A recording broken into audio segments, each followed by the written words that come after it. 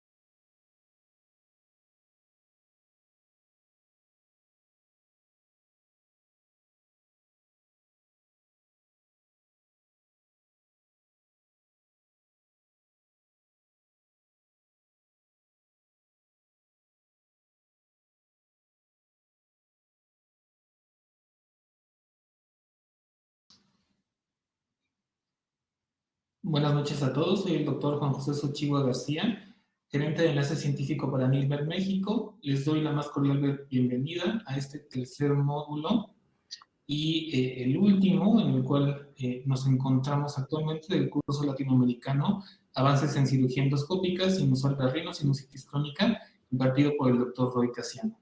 En esta ocasión tenemos dos invitados, el doctor David Dogs y el doctor Callejas, quienes son médicos especialistas en otorrinolaringología.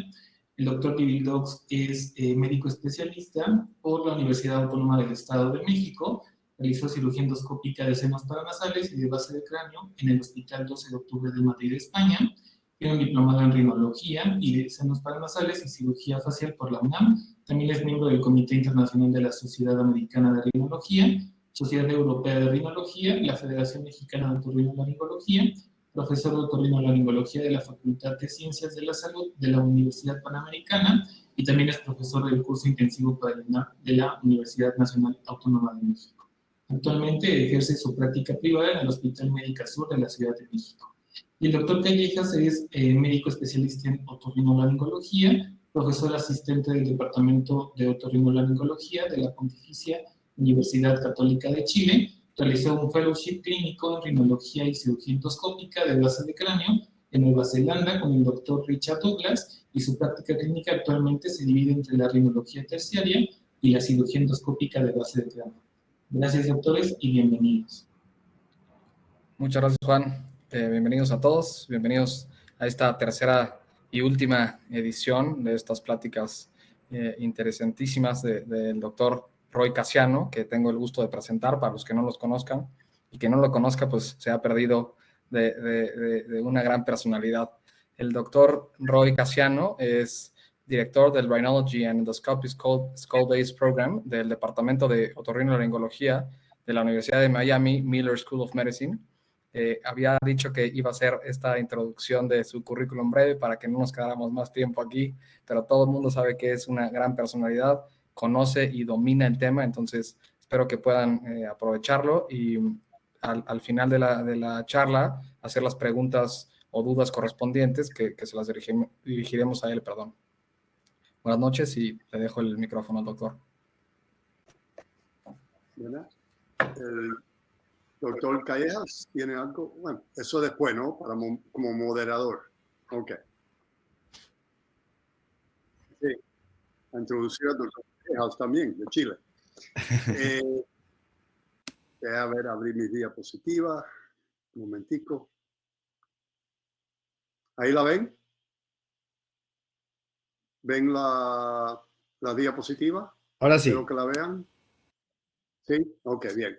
Así que vamos, gracias, esta es la tercera sesión de 3 sesiones y hoy vamos a hablar sobre, está las diapositivas en inglés, pero voy a hablar en español, sobre el manejo de complicaciones pero, y cómo tener los mejores resultados después de cirugía endoscópica. Quiero otra vez a los que no han visto las otras 2 sesiones, que ya estamos abriendo los mini fellowships. El contacto es Ibis Pérez o mi correo electrónico que vemos ahí, o por Facebook, Casiano Rhinology. Y quiero invitarlo al próximo curso de fin de semana en enero, que está aquí. Y este folleto con toda la información está ahí incluido en sus handouts, al lado del chat. Para si ustedes quieren imprimirlo o tenerlo para usarlo para contactar a Ibis. Así que una de las cosas que como programa universitario, programa de rinología que hacemos, como todos los lugares que tienen rinólogo, es cómo evitar tener problemas recurrentes de sinusitis crónica. Y muchas de las razones y muchos de los síntomas es la persona que ya ha tenido criteria para tener sinusitis crónica, ha fracasado por lo menos un atento, muchas veces mucho más que un atento de cirugía, ha fracasado el tratamiento máximo médico y tiene síntomas de sinusitis crónica, especialmente con infecciones recurrentes, costra. Tenemos edema, dolor de cabeza y todos los síntomas que van con sinusitis crónica. Pero ¿cuáles son las razones más comunes por fracasos? Y claro, tenemos razones fisiológicas que pueden ocurrir, como disfunción de transporte micociliar, tenemos la producción de biofilms, tenemos otras cosas que son un poco más controversial, como reflujo laringofaringial. Tenemos sinusitis crónica relacionado a enfermedad dental, que es una clase de sinusitis crónica bien específica y bien focal. Tenemos también sinusitis crónica relacionado a enfermedades más sistémicas, como desorden de granuloma, como sarcoidosis, el Wegener's y el Churg-Strauss. También hay que considerar que el 10% de los pacientes con sinusitis crónica pueden tener inmunodeficiencia y van a requerir a ver un inmunólogo para tratamiento con inmunoglobulinas. Y claro, como cirujanos siempre estamos, lo han enseñado desde empezar el concepto de cirugía endoscópica en los 80s, es el drenaje del seno paranasal, pero no es solamente el drenaje que es el problema, como vamos a hablar. También hay que hablar sobre el concepto de mucosa condenada que está irreversiblemente ya dañada, osteitis y, claro, los pólipos.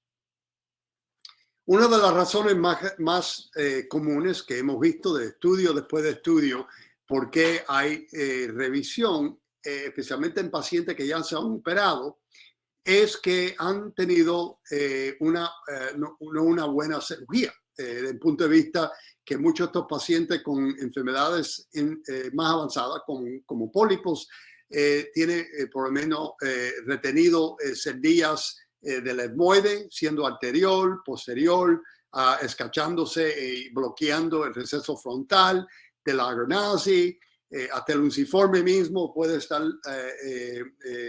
no suficientemente removido o movido de su lugar, bloqueando el ostium maxilar. Así que una de las más popular, común, razones por cirugía de revisión es por una etmoectomía mal hecha. También hay que reconocer que en el punto de vista de sinusitis crónica, especialmente con pólipos, hay variaciones geográficas y genéticas también. Como esta condición que vemos aquí, ustedes la conocen muy bien, con sinusitis alérgica micótica, vemos que cuando uno hace una resonancia magnética todo está en negro, pero cuando uno hace una tomografía vemos que lo que está en negro es solamente el moco bien espeso típico de sinusitis alérgica micótica. Y claro, eso puede ser, todos estos pacientes tienen una forma de sinusitis crónica eosinofílica que responde al tratamiento contra esa clase de inflamación. Hoy en día tenemos los biológicos que están diseñados específicamente para eso. Así que en los últimos 3-4 años ha cambiado mucho la manera que nosotros tratamos a estos pacientes. También hay pacientes que tienen sensitividad a aspirina y son buenos candidatos para desensitización de aspirina también con un alergólogo. Hay variaciones en poliposis nasal también. Uno no puede comparar a este paciente abajo que tiene pólipos, que ya vimos previamente, que es un paciente con sinusitis alérgica micótica, con los cambios heterogéneos del moco que se ve en los senos, que está expansionándose, que tiene remodelación del hueso, erosión del hueso, con un paciente como este, que nosotros en la Florida le llamamos los pólipos del norte, refiriendo que estos son las clases de pólipos que ven en el norte de Norteamérica y en Europa, que son, quisiera tener todos los pacientes que lucían así, que vemos que es una enfermedad principalmente más central de la vía respiratoria, del etmoide anterior, de la bula, pero vemos buenas neumatizaciones superior del etmoide, lateral del maxilar y del esfinoide atrás. Así que no podemos comparar un pólipo como este como un pólipo como este que es más fibrótico y vascularizado.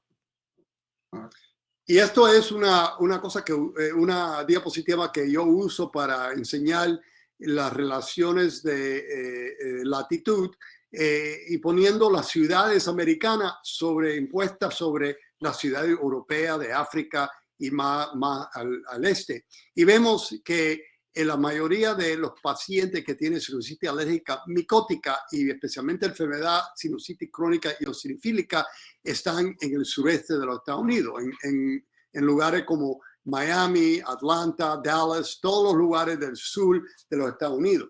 Y eso es lo mismo que encuentra en el norte de África, en Saudi Arabia, en Irak, en esos lugares ven muchos casos de esa clase del mismo paciente en alto volumen. No quiere decir que en Europa no lo ven, pero en poco volumen. Así que aquí arriba ven más los pacientes con pólipos, más como el que yo le enseñé previamente, que le llamamos de Norteamérica más norte.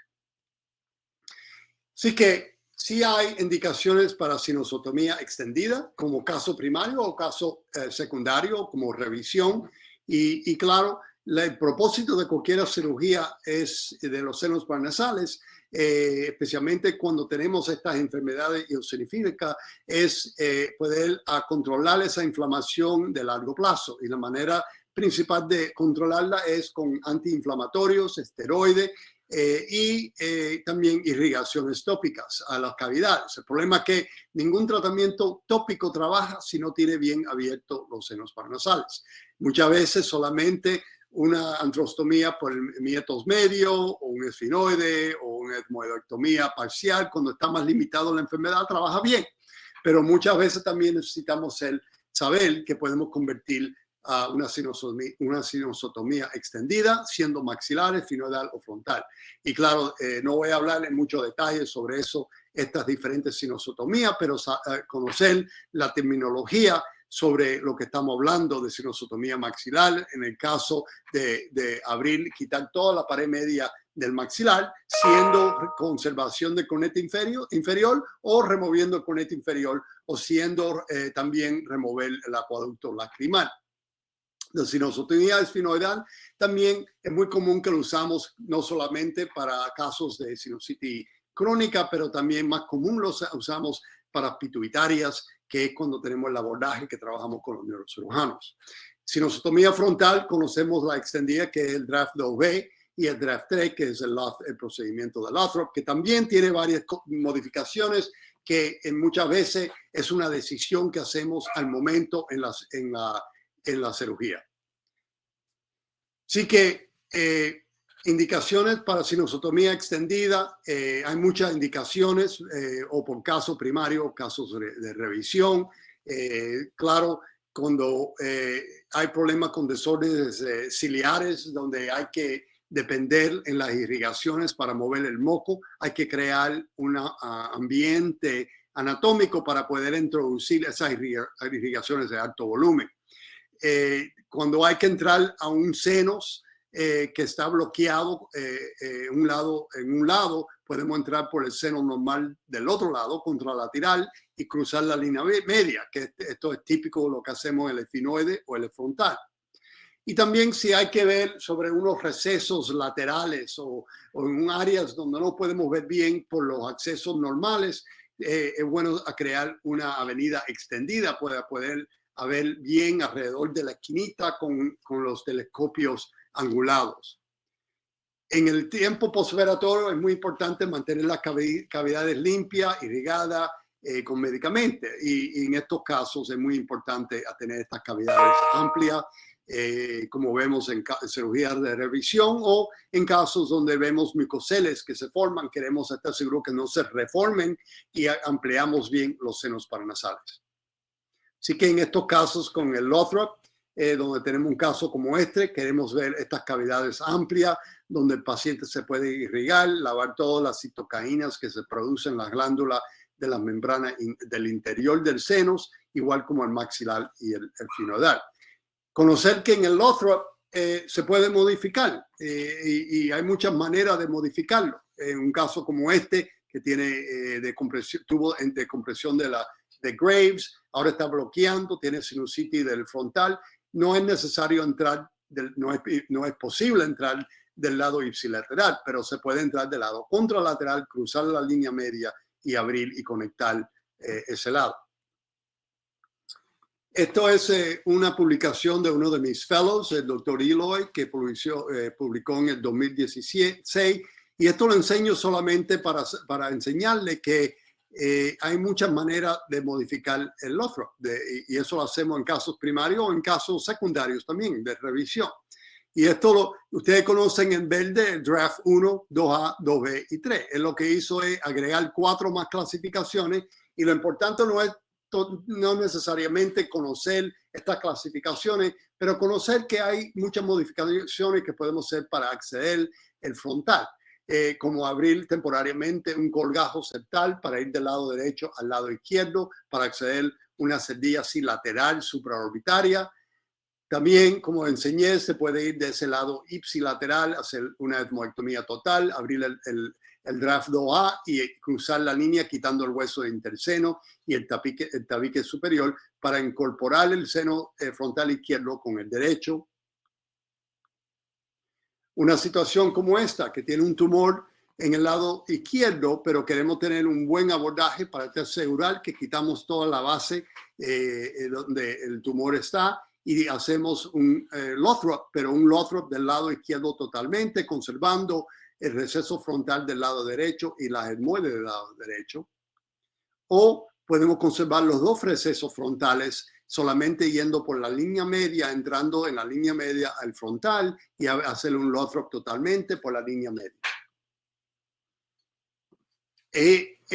Esta clase de abordaje que le llamamos transeptal o supraterminal desde los 80 y 90 es una cosa que le han dado más popularidad en Australia con la terminología de outside in, de afuera adentro. Pero es la misma cosa, es entrando por la línea media, entrando en este área de uno o el otro frontal o un poquito más lateral o un poquito más al nivel del tabique y entrar directamente al frontal por donde está la flecha roja grande aquí, pero no en lo más posterior donde está la flecha verde, que es esa dirección del receso frontal. Aquí está en endoscopía, vemos la abertura de un Lothrop típico, que es como herradura de caballo, donde las dos puntas de la herradura aquí es donde está normalmente el receso, el infundibulum frontal, medial del infundibulum frontal y un poco más abajo, a nivel de la pared posterior del infundibulum frontal. Aquí está el cribiforme anteriormente, pero delante de eso es donde entramos por el abordaje transnasal. Y una de las cosas que buscamos para hacer este abordaje en la línea media es los primeros fibros del cribiforme que está en ambos lados, aquí. Aquí tenemos otra vista. En verde aquí vemos el área del infundibulum frontal. Aquí tenemos la arteria etmoide anterior. Adelante tenemos la última cerdilla supravolar. Y entonces tenemos ya que abrimos la pared posterior aquí del infundibulum frontal, entrando a donde hacemos típicamente un draft 2A. La pared posterior del infundibulum frontal es un buen punto de referencia para dónde está el cribiforme, porque el cribiforme está a ese mismo nivel coronal. Si uno va medial y baja al otro lado del cornete, que aquí hemos quitado esa porción del cornete, es donde empiezan los primeros fibros olfactorios del cribiforme. Ya sabiendo dónde están los fibros, ya todo delante de esos fibros podemos fresar y quitar y entrar por esa línea media y no tener que depender en entrar por el infundibulum frontal.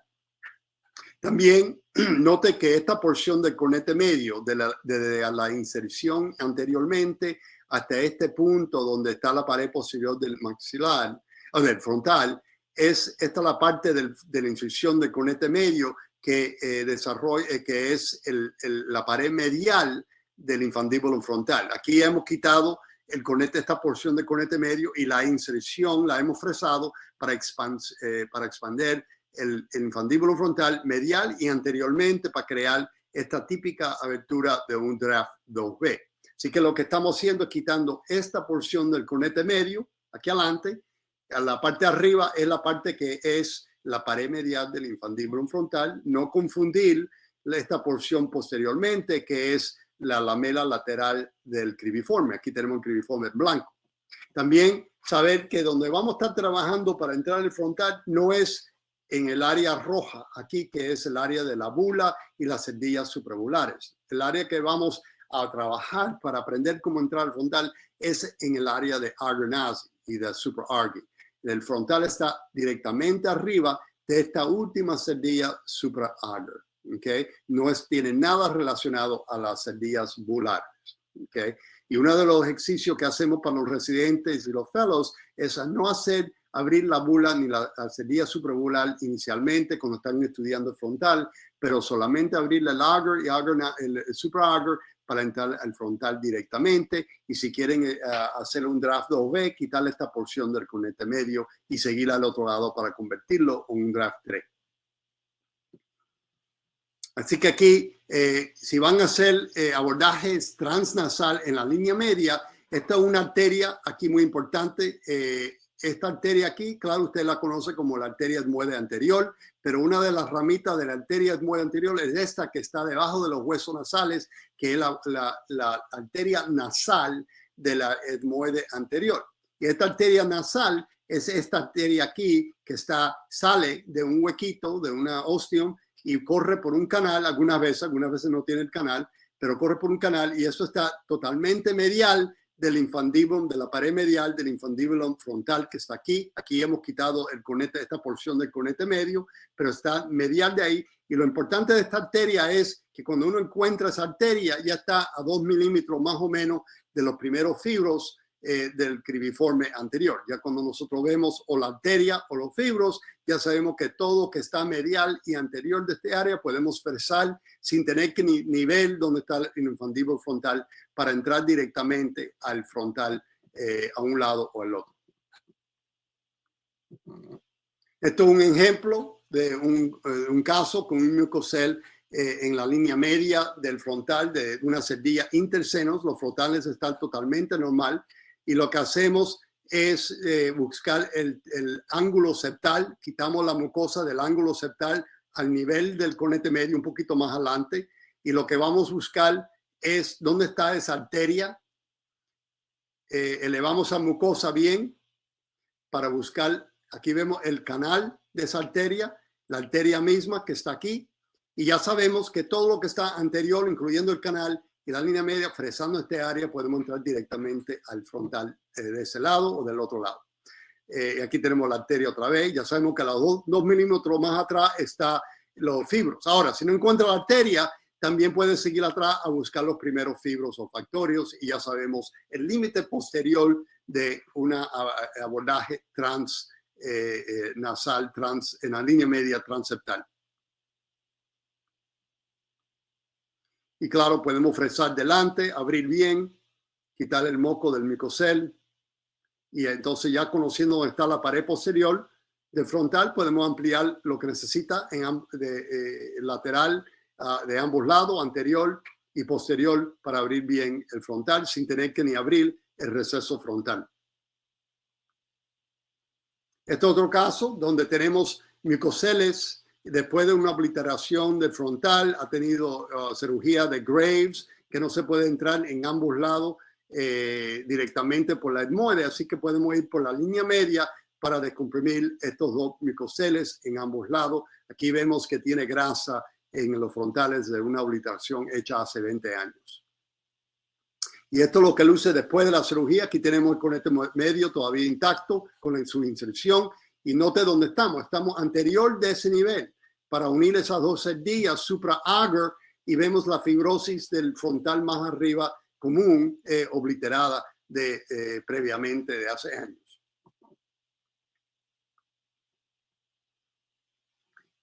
Hay indicaciones también igualmente para la cineosotomía maxilar extendida, como este caso que tiene mucha remodelación y microabscesos de la mucosa del seno maxilar derecho, que sigue produciendo costras supurulentas.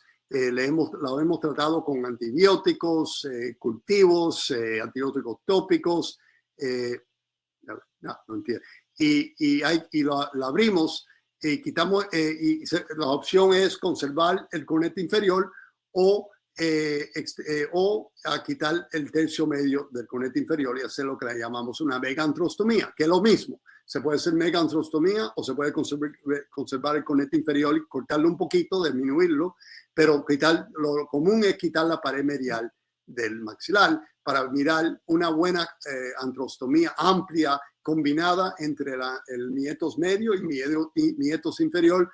Aquí lo vemos del meatus inferior y aquí lo vemos del meatus medio, sabiendo que esto se puede irrigar bien efectivamente para controlar la inflamación con varios productos tópicos.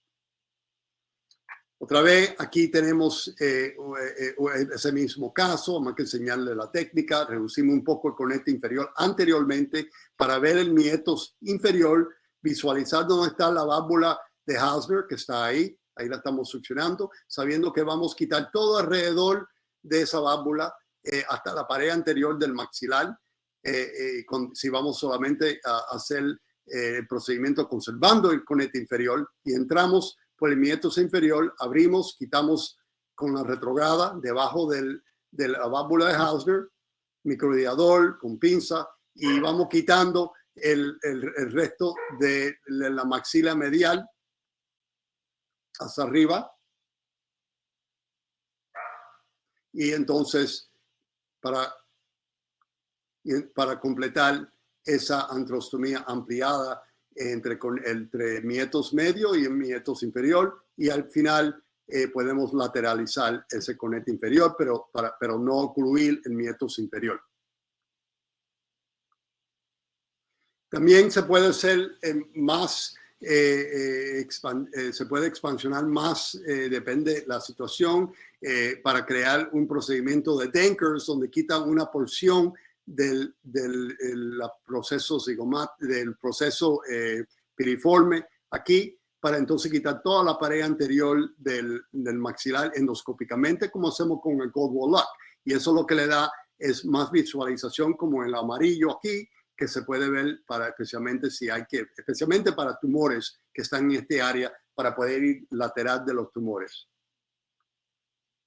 Así que, desde el punto de vista de sonotomía esfinoidal, hay casos como este que tiene remodelación y osteogénesis, que es peligroso entrar por el lado ipsilateral. Así que lo que hacemos es entrar del lado normal y cruzamos la línea media a ese lado. Así que aquí abrimos el lado normal, hacemos una septectomía posterior, conservando el corgajo, por si acaso que necesitamos corgajo septal, y empezamos a fresar todo este hueso que está aquí para entrar de línea media, es más segura de línea media, inferiormente a ese seno bloqueado con la osteogénesis, que tiene las secreciones típicas micóticas que están en ese seno. Este paciente estaba bien sintomático del lado derecho, y aquí con una fresa de diamante seguimos fresando, quitando la comunicación, la pared común entre el seno derecho y el seno izquierdo. Todavía tenemos que irrigar y hacer un cultivo de este lado. Tenemos la pituitaria aquí atrás, detrás de la parte más dominante del seno izquierdo, pero podemos fresar todo eso, quitar todas las aceptaciones hasta atrás para estar seguro que esto esté drenando y se puede irrigar bien en el postoperatorio. Este es el postoperatorio en este paciente, todo abierto, se puede irrigar bien, se puede acceder bien sin ningún problema.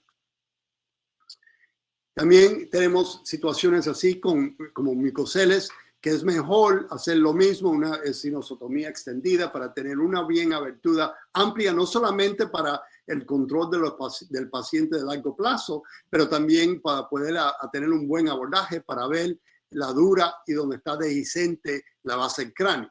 Si están trabajando por un huequito pequeño, no van a ver esto, y si se le va la succión o el microradiador, puede entrar intracraneal. Así que es importante tener un buen abordaje para estar seguro que solamente remueva lo que está en la línea media para marsupializar ese micocel bilateral, pero también identificar la base del cráneo y la órbita y mantener todo abierto, como vemos aquí. Esto es el pre y este es post.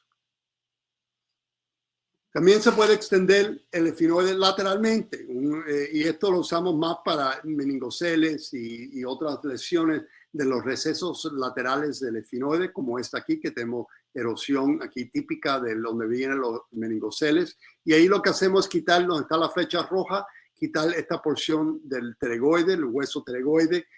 Muchas veces hay que sacrificar el mediano para hacer eso, porque el mediano está en ese nivel, pero eso nos da una buena visualización en este área que se ve aquí donde está la B corta, donde está el asterisk, para quitando este hueso, permiten entrar en este receso lateral y poder a tener un buen acceso al pedículo de esos meningoceles que existen en ese área.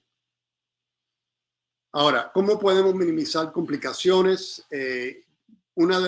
Esta diapositiva la puse porque de verdad minimizando complicaciones es conociendo su anatomía y sus guías anatómicos cuando están haciendo cirugía primaria o cirugía más avanzada. Es lo mismo. La diferencia es que las guías anatómicas para casos primarios son diferentes que las guías anatómicas para casos de revisión. Y el problema es que mucha gente está entrenado en casos primarios, como vemos en muchos cursos, pero nunca le enseña cómo usar otros guías anatómicos para sistemáticamente entrar en casos más avanzados. Y cuando empieza, y si usan esas mismas guías anatómicas que esperan a tener, como el conete medio, la bula, el unciforme, todo eso, y tratan de buscar eso, es cuando tienen complicaciones.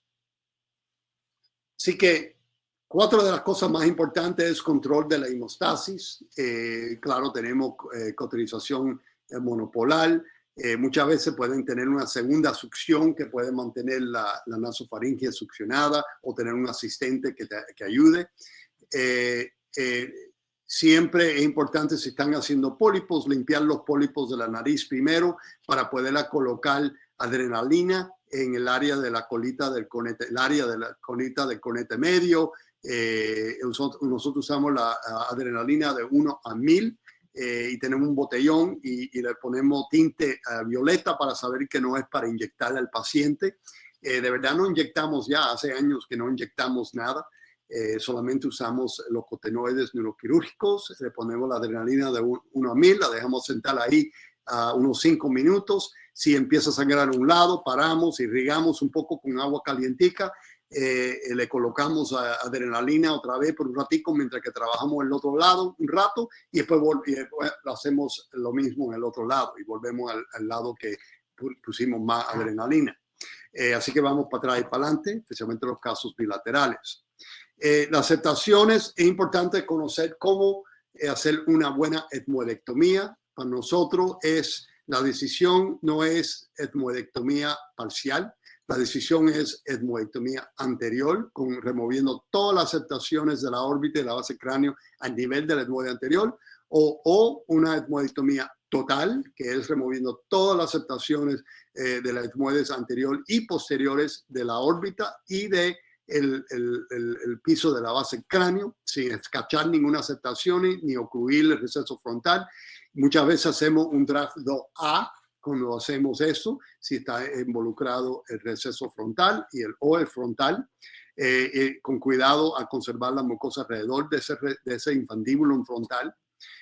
También palpaciones, no solamente internamente, periódicamente, especialmente cuando estamos haciendo la etmoidectomía, pero también externamente de la órbita, cuando estamos trabajando alrededor del etmoide y más importante cuando estamos superior al etmoide trabajando alrededor de la arteria etmoide anterior para diagnosticar si tiene una hematomas cortando la etmoide anterior. La manera de evitar eso, claro, es evitar trabajar pegado a la órbita cuando estamos al nivel del etmoide anterior y estar un poquito más medial.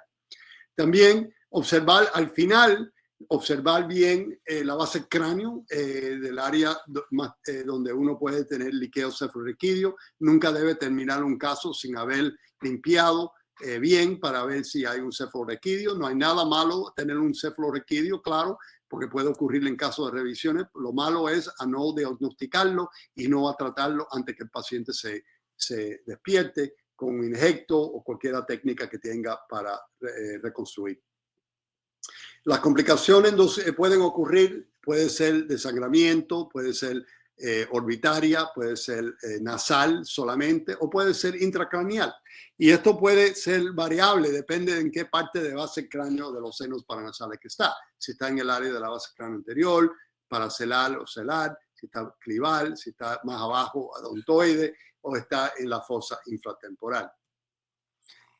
Un caso como este que tiene sangramiento de la arteria etmoide anterior, es importante conocer que si uno corta esa arteria muy lateral, puede retraerse la órbita. Así que uno uno tiene que mantenerse más medial. Aquí tenemos el esfinopalatina, que también se puede cauterizar o intraoperatorio, o si la ven en la consulta, si tiene equipaje para poder cauterizar al paciente en el consultorio, también se puede hacer.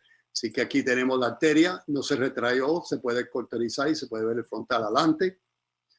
Otro paciente más raro como esto, que fue un mucosel retropterygoide aquí, que se marsupializó, pero en retraerse la pared posterior anteriormente se trastornó una de las arterias que no se ve, que está en este espacio de la fosa infratemporal, y el paciente se hincha en el postoperatorio y cuando tuvimos que volver otra vez a cirugía a entrar por esta fosa para cauterizar una arteria pequeña que estaba sangrando en este espacio. Así que esto todavía puede ocurrir. También en los casos más avanzados, como de la pituitaria, este es un craneofaringioma, vemos el tercero ventrículo y empieza a sangrar del seno cavernoso. Y esto es una cosa que nos enseñamos los neurocirujanos trabajando con ellos, que se puede parar fácil con muchos productos que tenemos nosotros para coagular ese área y en 2 minutos ya está coagulado el seno cavernoso. Yo como torino siempre le tenía miedo a esta clase de sangramiento pensando que iba a sangrar y no podíamos pararlo, pero para los neurocirujanos es una cosa muy rutina que se puede controlar. Esos mismos productos se pueden usar en cirugía endoscópica también. El manejo de heridas vasculares depende cuál herida es. Lo más importante es evitar una herida de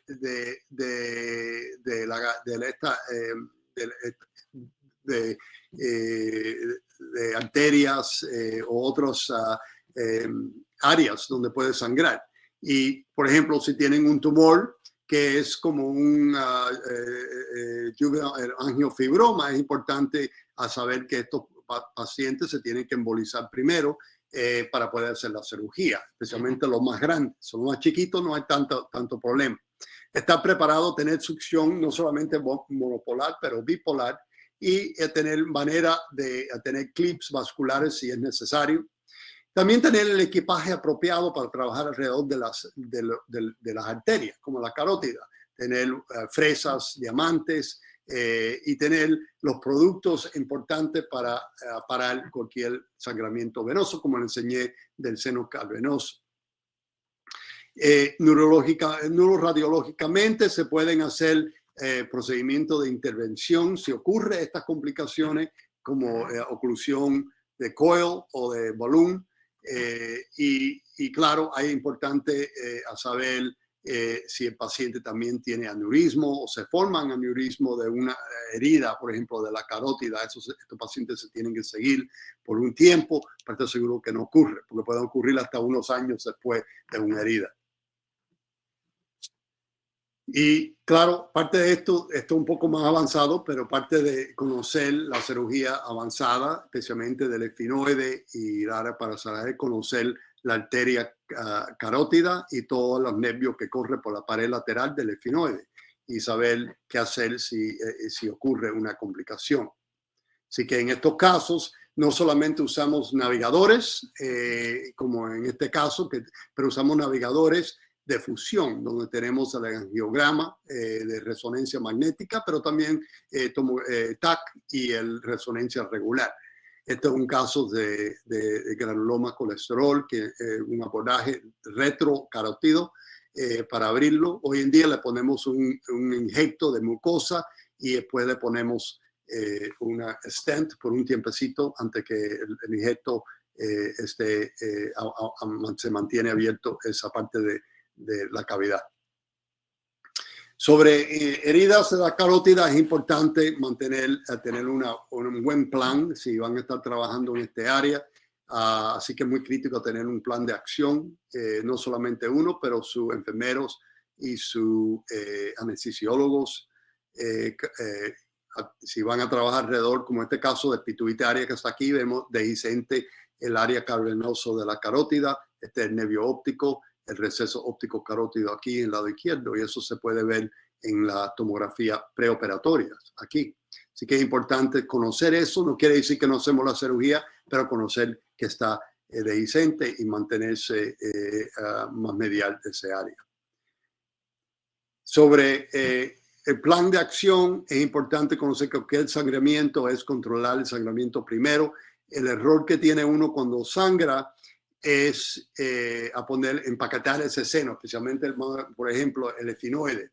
Si empieza a sangrar de la carótida, lo más importante es a tener una succionando el sangre que está saliendo agudamente con un asistente o una succión dependiente, y después con 2 manos más aguantar el telescopio, otra succión donde pueden entonces introducir un carotenoide para solamente ocluir el área que está sangrando. Si uno empaqueta solamente el efinoide total, no van a encontrar el sangramiento. Tiene que ser bien específicamente puesto el carotenoide sobre donde está sangrando y así controla. Y ya cuando se controla, tenemos el tiempo de hacer lo demás, que puede ser llevarlo para angiografía, oclusión de volumen y otras cosas que hacemos. Como este caso, que lo ocurrió hace años ya, de un tumor ya de revisión 3 veces intracranial de la pituitaria, un tumor bien fibrótico, y entramos aquí para dar la idea, perdón, estamos fresando, aquí estamos un sonopet y empieza a sangrar. Y esta sangre, uno lo sabe cuando da la carótida, porque no es como un sangramiento venoso, está saliendo a alto volumen. Así que lo importante aquí es succionar al mismo tiempo que estamos viendo de dónde está sangrando, y ponemos unos cotenoides, aquí tenemos 1 o 2 cotenoides, solamente poniendo presión en el área donde está sangrando. Y ahí podemos buscar tiempo para entonces trasladar a este paciente para la unidad intervención para hacerle un coil.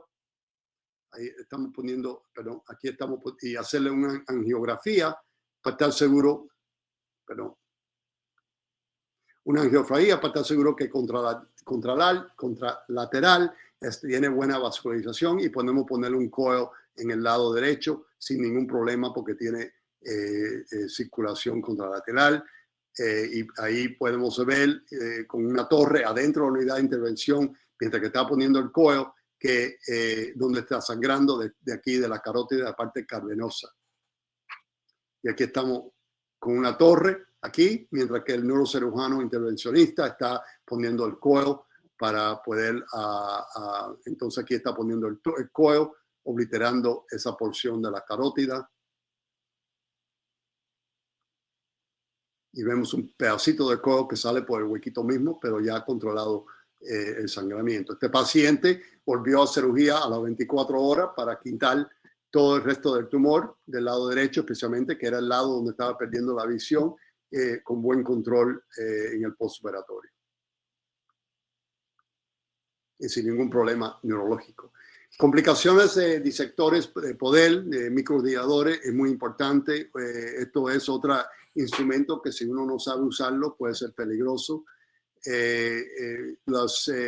Hay varias complicaciones que han ocurrido con ellos, no solamente cirugía convencional endoscópica, pero también hasta con balones. Hay una tendencia en los Estados Unidos de usar un balón, por ejemplo, para dilatar el receso frontal, y entonces con técnica ciega meterle un microdador por donde uno piensa que ha dilatado el receso frontal, y entra un microdador y lo enciende, y cuando viene a ver es que lo que dilató no es el receso frontal, pero más posteriormente por la fobia, y entra por la fobia intracraneal, y lo que hace es quitar el cerebro. Y eso hemos visto aquí, complicaciones con esas clases de técnicas, hasta con balones solo han tenido cefalorraquídeo. Así que cuando uno oye de balones no quiere decir que no tienen complicaciones. Sí existen iguales, y hay que de verdad saber la anatomía. Estos casos como estos, que le han removido todo el recto interno con microradiador, son casos donde de verdad uno tiene que saber cómo usar los microradiadores, porque de verdad uno nunca debe estar usando el microradiador para explorar, para palpar, para entrar ciego a una cavidad desconocida. Y también la abertura del microradiador nunca debe estar apuntada hacia la fractura como en la órbita o la base del cráneo. Siempre debe estar perpendicular o del otro lado de esa estructura para evitar complicaciones. Y siempre moviendo la puntica, y la puntica siempre tiene que estar en vista totalmente del cirujano endoscópicamente. Hay muchos instrumentos que usamos, pero lo más importante son los instrumentos que podemos palpar. Instrumentos de palpar como el IJ aquí, que podemos palpar las paredes, saber si están dehiscentes, para saber sus límites laterales y superiores. Y si no hay nada malo con ver la periórbita, hasta un poquito de grasa, no hay nada malo. Lo difícil es que uno sigue con un microradiador, entra a esa cavidad y le empieza a volar toda la grasa y todo el periorbe y el rectos internos. Y esos son problemas que son muy difíciles de corregir. Así que mantener esta puntica moviendo siempre en vista, siempre 360 grados en vista del telescopio. Si no la está viendo mientras que está encendido, no debe estar encendido el dibridador.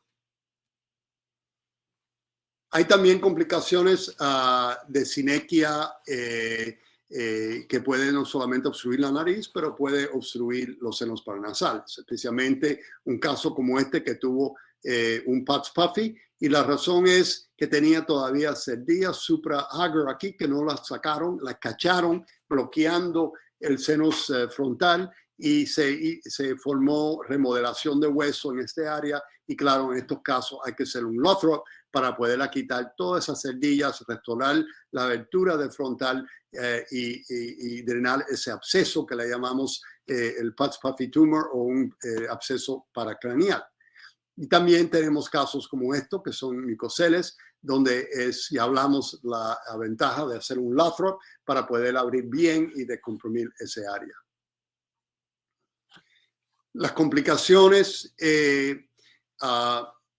es importante conocer que cuando hacemos cirugía endoscópica sí tratamos de conservar mucosa cuando la mucosa está en buenas condiciones, solamente hinchada, no es razón a quitar la mucosa, pero la tendencia hoy en día es que si se forman pólipos más avanzados, sí quitamos esa clase de mucosa y dejamos nueva mucosa crecer en su lado. Hay otras condiciones donde quitamos intencionalmente la mucosa para crear contracción de ese senos, para que se pongan más pequeños, especialmente en casos como en fibrosis quística, en otros endotipos de sinusitis crónica con pólipos. Es muy común a quitar toda la mucosa para crear esa clase de ambiente, más fácil de irrigar, más fácil de controlar la inflamación de largo plazo.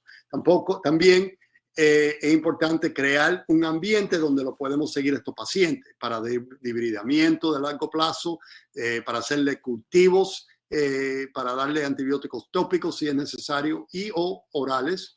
Y también hay algunas situaciones donde tenemos que volver para, si hay estenosis del Lothrop, a abrir de nuevo. Eso es no es tan frecuente, pero ocurre.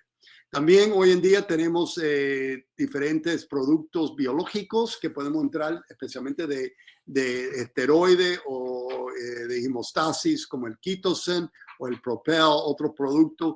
Yo uso mucho el producto Quitosen, que es como un Merocel que se hincha con agua. Al agua le echamos esteroide y gentamicina al final de la cirugía, muy bueno para poner temporariamente en el frontal, y eso se cae con las irrigaciones que empiezan el próximo día después de cirugía, y esas irrigaciones las sigue por el resto de su vida.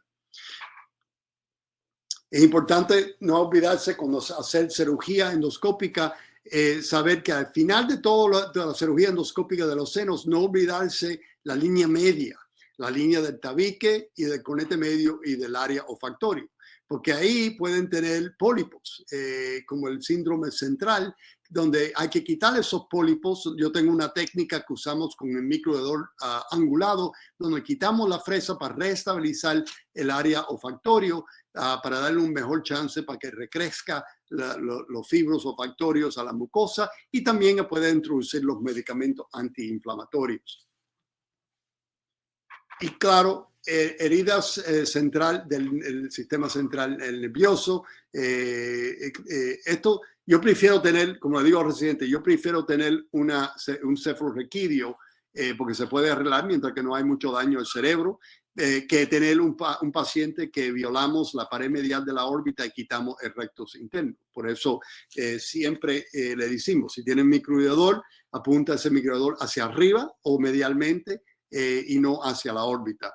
Es importante porque no queremos tener que entre por la periórbita y entrar al recto medio o interno, porque es muy difícil arreglar eso. Aunque nosotros tenemos el hospital de Bascom Palmer aquí, que es el número 1 de la nación, hasta ellos no han podido de verdad hacer un buen arreglo de esa situación. Y claro, herida de la parénquima. es importante conocer que debe evitar heridas del cerebro mismo. Se puede producir hematoma, meningitis, encefalitis, un absceso cerebral. Y como le dije, al final del caso, siempre deben buscar a ver si hay liqueo cefalorraquídeo, deben reconocer cómo reconocerlo, saber la mezcla de agua con sangre que se puede ver sistemáticamente con una succión, mirar la fobia, buscar también, estar seguro que no tenga en casos de pituitarias. Y claro, los neurocirujanos siguen estos pacientes, pero estos pacientes pueden tener complicaciones con diabetes insipidus o otras deficiencias hormonales. La reparación de cefalorraquídeo es una cosa que no voy a hablar hoy, pero los conceptos fundamentales de esto es que lo más importante, no importa qué es la técnica que uno use para repararlo, lo más importante es eliminar el espacio vacío entre el injerto y el hueso o la base del cráneo, para que el injerto o el colgajo se pega y coge neovascularización. Y el error más común es que uno no coge el tiempo para ajustar bien ese injerto libre o ese colgajo para que esté tocando todo el hueso alrededor del área de reparación. Y lo que hace se eleva de ahí y no coge y empieza a liquear otra vez. Así que es importante también mantener esa presión con ese injerto por 5 o 7 días antes de quitar el Merocel o lo que uno use para aguantar la presión y evitar el paciente que no esté estrenándose mucho por un mes para no romper esa reparación. En casos que tiene apnea obstructiva o CPAP, normalmente esperamos un par de semanas, pero lo más extremo que hacemos, que es raro, es a ponerle una traqueostomía a estos pacientes temporarios. Pero casi todo lo que tienes, siempre esperamos 1 o 2 semanas antes de empezar otra vez usar el CPAP para no poner presión y tener un pneumoencéfalos. Irrigaciones se pueden empezar una semana al remover el Merocel, pero lo que estamos haciendo, aunque vemos el paciente a una semana para remover el empaquetamiento, no lo empezamos las irrigaciones todavía.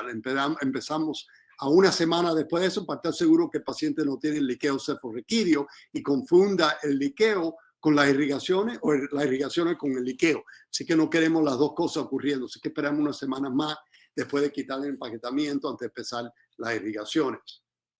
Y siempre, en los casos de base del cráneo, siempre usamos una resonancia magnética antes del paciente darle de alta, aunque esté bien o no. Gracias. Ahora voy a abrir por algunas preguntas que pueden tener.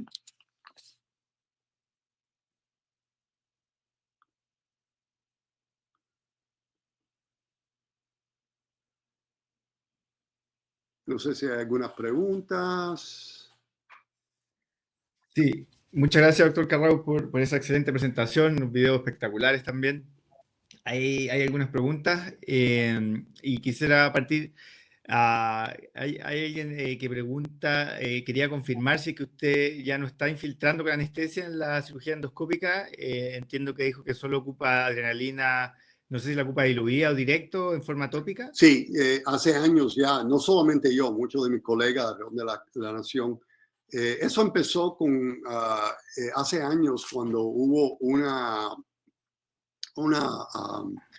¿cómo dice?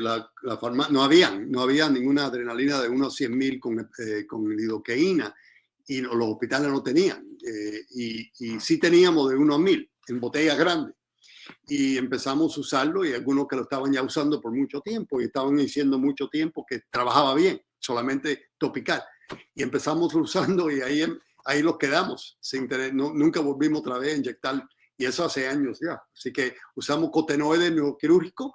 Le ponemos un poquito de tintica de la pluma de marcar la piel para hacerle un poco violeta, para saber que no se puede inyectar. No tenemos ninguna aguja para inyectar en el campo quirúrgico, porque uno no quiere inyectar 1 a 1.000 en la nariz, porque le da un ataque de hipertensión agudo que no es bueno.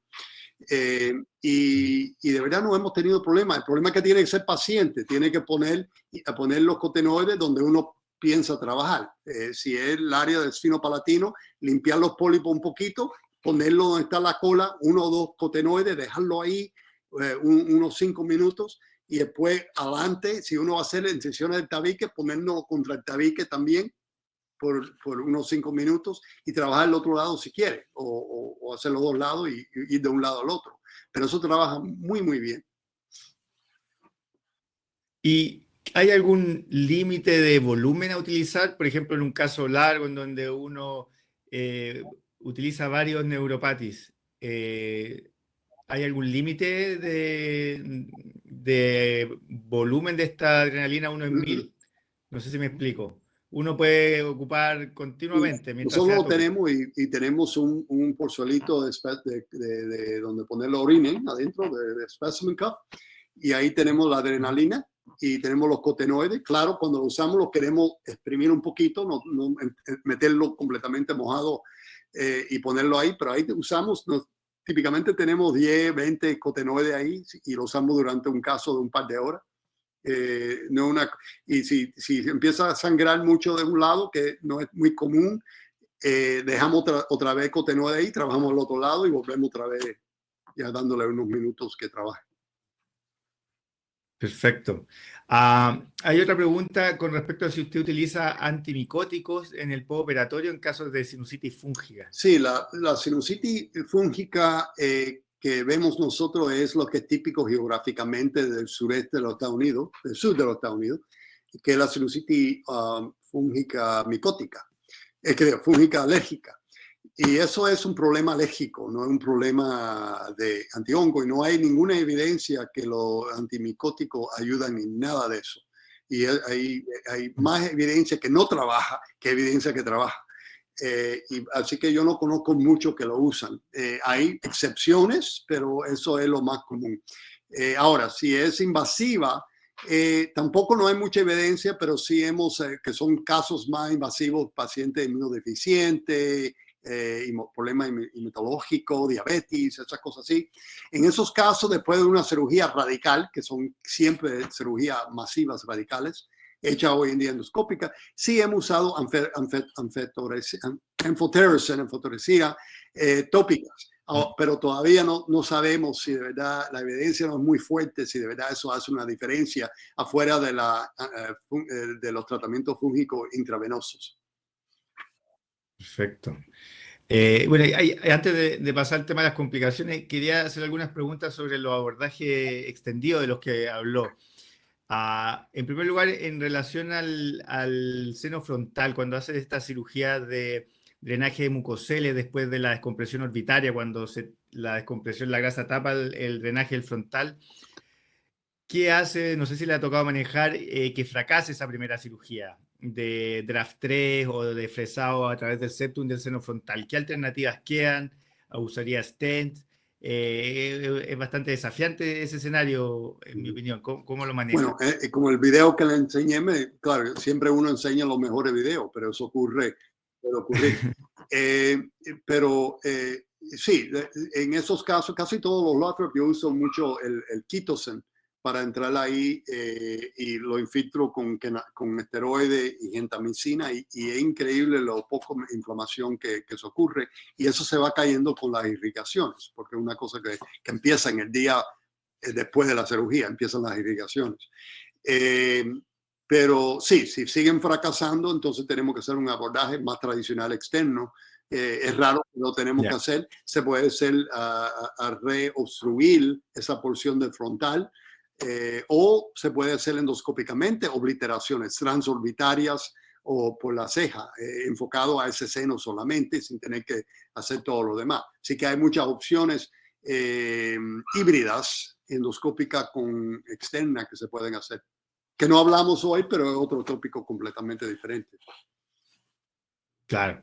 Y con respecto al Denker endoscópico, no sé si le ha tocado ver algún caso de retracción del ala nasal y en ese sentido, ¿con qué remueve el hueso usted de la pared anterior del seno maxilar? ¿Con cincel, con fresa? ¿Encuentra que tienen el mismo riesgo? Sí, bueno, yo cuando residente y cuando empecé como facultad al final de los 80, al principio de los 90, todo lo enseñaron a hacerlo todo por abordaje abierto. Dankers abierto, el facial degloving, todo eso. Y en esos tiempos sí habíamos, cuando hacíamos el Dankers tradicional externo, yo creo que era porque no teníamos magnificación, quitábamos más hueso que era necesario de la apertura piriforme. Cuando lo hacemos endoscópicamente, solamente quitamos ni 1 centímetro de piriforme endoscópicamente y lo quitamos con un Kerrison. Kerrison y fresa de diamante, además que finándolo con fresa y quitando la mayoría del tiempo es ya cuando uno quita ese pedacito, ese buttress de soporte ahí de piriforme, ya ahí entra directamente a la pared anterior del maxilar, que es bien fina, y va elevando con el telescopio los tejidos blandos de la pared anterior lateralmente y anterior, y ahí puedes seguir quitando toda la pared anterior hasta el nervio infraorbitario. Sí, yo tengo casos donde tienen papilomas invertidos de la pared anterior que hemos operado así para quitar todo el papiloma invertido, hacer una disección buena del nervio infraorbitario lateral y medial del nervio para estar seguro que quitamos todo el papiloma invertido. Y ahí es donde usamos el Dankers. No es solamente para abordaje de base cráneo infratemporales, es también para abordaje del maxilar. Perfecto. ¿Y uno puede resecar la pared anterior lateral incluso al nervio infraorbitario sin arriesgar un cambio cosmético? No más que cuando habíamos hace 30, 40 años con Coldwell Luck, y ahí no había problemas cosméticos. Perfecto. Y ahora hablando un poco de las complicaciones, ¿qué rol, no sé si usted ocupa, por ejemplo, el neuronavegador en todos los casos de cirugía endoscópica nasal, primario, secundario? Entiendo que en Estados Unidos también hay un tema médico-legal, pero ¿qué rol le atribuyen en prevenir complicaciones? ¿Es útil, es fundamental? ¿O en qué caso considera que es más imprescindible utilizarlo? Sí, los navegadores solamente son como todos los instrumentos técnicos que usamos nosotros. El instrumento es tal vez bueno, depende del cirujano que lo use y cómo lo usa. El navegador es si una persona no sabe leer tomografías y saber dónde está el nervio óptico o ni saber dónde está la órbita, de verdad no le viene muy bien, porque lo que al revés, uno tiene mucha confianza en lo que cree que están viendo en el navegador y lo que hace tener complicaciones. Y eso lo hemos visto en los Estados Unidos con navegadores. Así que en los Estados Unidos no es una cosa legal que hay que usarlo. Nunca se ha comprobado que ha cambiado las complicaciones. Hemos visto complicaciones con navegadores y muchas razones, que no lo enciende cuando lo necesita, no leen bien el navegador, no sabe cómo interpretar la anatomía. Otra vez, la anatomía, no conocen la anatomía y tienen complicaciones. Pero en el caso de nosotros, yo tengo un programa de fellowship que siempre he enseñado guías anatómicas, no a depender mucho en navegadores, aunque tenemos navegadores. Nosotros tenemos navegadores, especialmente cuando estamos trabajando alrededor de la carótida, base cráneo, cosas así, donde sí usamos navegador. Y así totalmente, todavía no confiamos en el navegador. Cuando estamos alrededor de la carótida, todavía usamos el endodoppler, que lo tenemos el endodoppler cuando estamos fresando alrededor donde pensamos que está la carótida, porque el navegador puede irse fuera de calibración y eso lo hemos visto también. Aunque tenemos un buen navegador que tiene el software de neurocirugía, que es bien preciso para ese área de la cabeza. Pero es muy importante conocer la anatomía y no confiar en un navegador. Y nosotros solamente, ni para el Lothrop, yo no uso el navegador. ¿No? Enseñamos todas las cosas anatómicas para saber cómo fresar, como le enseñé ahora brevemente, pero usamos esa clase de guías anatómicas para poder entrar con confianza. Perfecto. Muchas gracias, doctor. Ahora, con respecto a la arteria etmoidal anterior, cuando está en un mesenterio en la fosa nasal, usted habló que cuando uno la secciona se puede retraer en la órbita. Y muchas veces cuando está en un mesenterio por temor a lesionarla, se deja bastante tabique que puede llevar al fracaso, sobre todo del receso frontal. ¿Cuál es su filosofía para manejar este tipo de presentación de la arteria etmoidal anterior? ¿La va a identificar? Hay gente que la secciona incluso y continúa resecando tabique, trata de evitarla. ¿Cuál sería su consejo? Bueno, mi práctica habitual es siempre buscar dónde está la arteria, identificar la arteria, especialmente en casos avanzados, casos de revisión, casos de pólipos. ¿Okay? La exponen en el fondo. Lo exponemos. para limpiar todo alrededor. Si está en un mesenterio y están estorbando porque hay esta celdilla supraovular que está detrás o extendiéndose arriba, entonces la cauterizamos y la cortamos medialmente, no pegado a la órbita, pero medialmente para que no se retrae.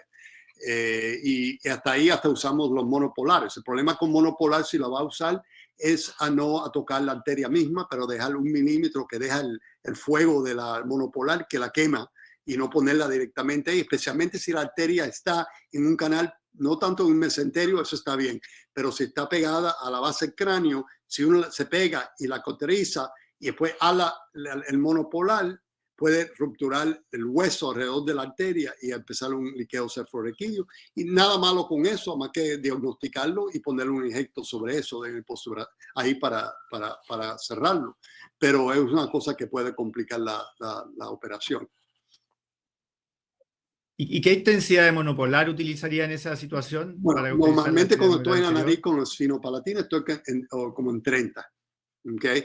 Pero cuando estoy más arriba estamos como en 15 o 10, menos volteaje. Ok. Perfecto.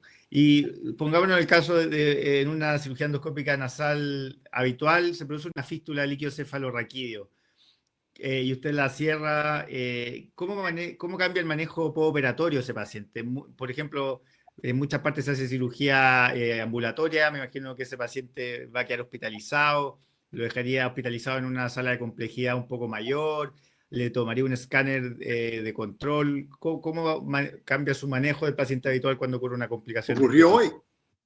Con mi residente estaba haciendo un sinusitis con pólipos, abrió todo, cuando fui a entrar tenía yo líquido ahí, porque yo puedo verlo inmediatamente ya y vi que le quitó mucho la lamela vertical de conecte medio al lado derecho y llegó hasta arriba y le voló el hueso de la lamela lateral del cribiforme. Ahí veía la dura que estaba pulsando y tenía un pequeño liqueo, micro liqueo. Cuando son micros, solamente le pongo un injecto del septum, ahí, con gel foam, no cell, libre. Libre. Más que hay mucosa. Y eso es todo. Y muchas veces cuando son así liqueos y el persona es bien saludable, ven dependiente, ven que te van a llamar si hay problema, lo mandamos para la casa ese mismo día. Otras personas que no tienen esa clase de recursos y lo más conservador es quedarse la noche, más que para observarlo con antibióticos. A los dos le damos antibióticos, aunque se quedan o se va para la casa. Ahora, si es una complicación grande donde tiene una buena fístula con que se le fue el microirrigador y voló tejido cerebral y eso, claro, eso lo dejamos en el hospital, lo reconstruimos con varios niveles de aloderm, hasta podemos usar un colgaje septal, todo eso, pero cosas así micro no hay mucho problema mientras que uno lo reconoce. Al final del caso, cuando termina, a recordarse a ponerle el injerto y eso es todo lo que hacemos. Perfecto. ¿Y deja antibióticos de rutina en la cirugía endoscópica nasal o solo en este caso? Sí, además que cuando se complica. Sí le hacemos cultivos a todos los casos del senos más inflamado o si tiene pus en los senos, pero no le damos antibióticos por unos días antes que tenemos resultados. Todos los antibióticos que hacemos es basado en cultivo. Siendo tópico, a los 3-4 días ya sabemos más o menos el resultado de un cultivo. Y a ese punto, cuando tenemos resultados de las sensitividades, ahí típicamente le damos tópicos primero, basado en cultivo. Así que si tienes Staphylococcus, Klebsiella, E. coli, Pseudomonas, depende de lo que es. Si es bien alto, si tiene mucho pus, también le damos oral por 1, 2, 3 semanas. Okay.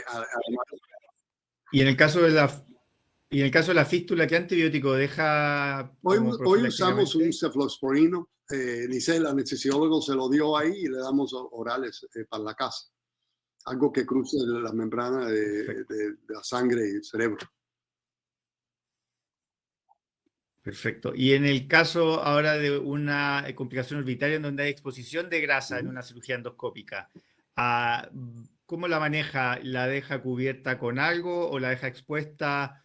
¿Posterga los lados nasales? ¿Agrega antibiótico? ¿Cómo cambia? Lo más importante ahí es que no haya herniación del rectus interno. Y eso puede ocurrir en el medio posterior de la pared medial de la órbita. así que donde están las esmoides posteriores. Ahí puede tener más peligro si tienen un gran defecto y puede herniarse el músculo, porque no hay mucha grasa entre el músculo y la periórbita, que es diferente que en el medio anterior, donde el músculo ya va hacia el globo y tiene mucha grasa ahí, ¿okay? Pero si ocurre una pequeñita ruptura con grasa, no hacemos nada. Se le puede cauterizar ahí la grasa para que quitarlo de un lado, pero eso es todo lo que hacemos. Si hay un poquito más de efecto que tiene más inacción, así podemos temporariamente poner un gel foam para lateralizar la grasa, para poderla ver y seguir la cirugía. Y se puede poner un poquito de Aloderm o algo al final si quiere, pero no típicamente lo hacemos porque ponemos el Chitosan ahí y eso aguanta todo por una semana ahí sin ningún problema. Y comienza los lavados al día siguiente de todas maneras. Perfecto. ¿Y cuál es su forma preferida de rebajar las celdillas de la lámina papirácea y la base de cráneo en forma segura? ¿Ocupa cureta, instrumentos cortantes, o ocupa el microabridor en forward? Sí, yo nunca uso las curetas porque tienen punticas y puede penetrar. Yo sé que eso es lo que nos enseñamos a todos cuando salieron esas curetas, pero yo uso los exploradores de bolita siempre para romper septaciones, para palpar. Y pues que tengo todo roto, todo colgando ahí, es cuando meto el microabridor. Sí, típicamente en el frontal usamos el angulado, pero lo demás usamos recto. Y eso es solamente para colectar lo que vemos ahí en el centro, que ya cayéndose en la nariz. No es para explorar ni para meterle el explorador para adentro. Es solamente para recoger lo que ya rompimos con el explorador, el probe. En casos más avanzados también usamos pinzas para quitar, porque no conservamos la mucosa del esmoide especialmente, y hacemos una buena disección de la pared de la órbita y de la base del cráneo para quitar toda esa mucosa irreversiblemente dañada. Y ahí sistemáticamente vamos buscando la pared de la órbita y quitándolo. Un poquito cerca como lo de Filippo que hace la técnica centipetral, la llama él, centripetal. Así que buscamos también eso, muchas veces lo mezclamos, las diferentes técnicas, depende de la situación, pero eso trabaja muy bien también. Perfecto. Y un par más de preguntas para no extenderme tanto. En el caso terrible en donde hay una lesión del músculo recto medial, ¿qué es lo que uno le puede decir al paciente en términos de pronóstico? ¿Cuál es lo mejor que podría hacer? ¿Mantener el ojo en la línea media? ¿Usted cree que hay alguna posibilidad de recuperar movilidad de ese ojo? Sí, con un oculoplástico bueno que sabe de eso es mantener el ojo en balance, en área neutral, para adelante, pero va a tener diplopia. Y lo más importante, si eso ocurre otra vez, como el cefalorraquídeo, es diagnosticarlo antes que el paciente salga del salón quirúrgico, porque los tejidos frescos son más fáciles de operar que los tejidos a las 2 o 3 semanas, que sea todo pegado todo, y es muy difícil buscar la anatomía. Así que lo más rápido que puede diagnosticar esa herida y tener un oculoplástico que trabaje ese mismo día es mejor, porque esperando no le hace, técnicamente es más difícil para coser y poner los músculos otra vez en su lugar.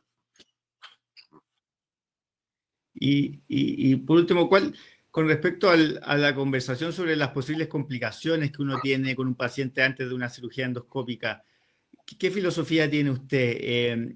¿Va viendo según el paciente a qué nivel de profundidad tocar el tema? ¿Lo hace siempre igual, estandarizado? ¿Qué podría decirnos al respecto, en el fondo? ¿Qué filosofía tiene? A ver si lo entiendo. Cuando uno habla sobre las complicaciones al paciente antes de la cirugía, cuando se las explica, hay pacientes que no les gusta escuchar de las complicaciones y dicen no quiero saber nada. Usted igual lo comenta con menos detalle. Sí, bueno, en Estados Unidos tenemos que documentar todo. Un consentimiento bien informado, todo escrito, firmado por el paciente. Le damos literatura para leer que lo dice los porcentajes, las potencias de complicación orbitaria, intracraneal, muchos detalles.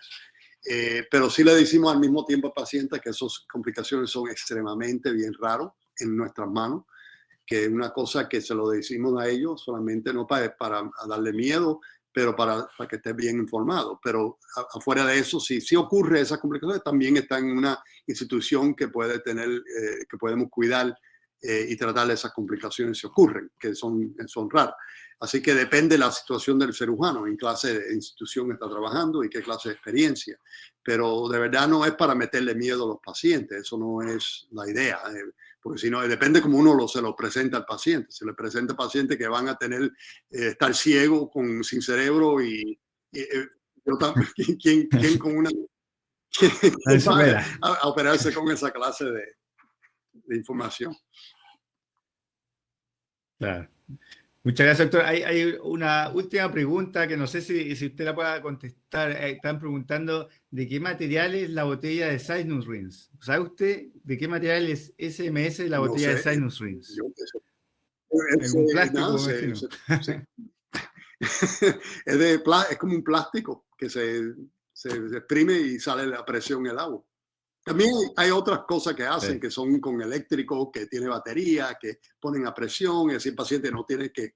depende de la preferencia del paciente. Perfecto. Bueno, muchas gracias, doctor, por contestar todas estas preguntas, por la excelente presentación. No quiero extendernos más, nos hemos extendido un poquito.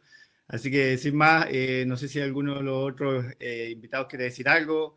Y si no, dar término a esta jornada del curso. Lo veremos. Muchas gracias. Hasta luego. Chao, doctor. Gracias, doctor Casiano.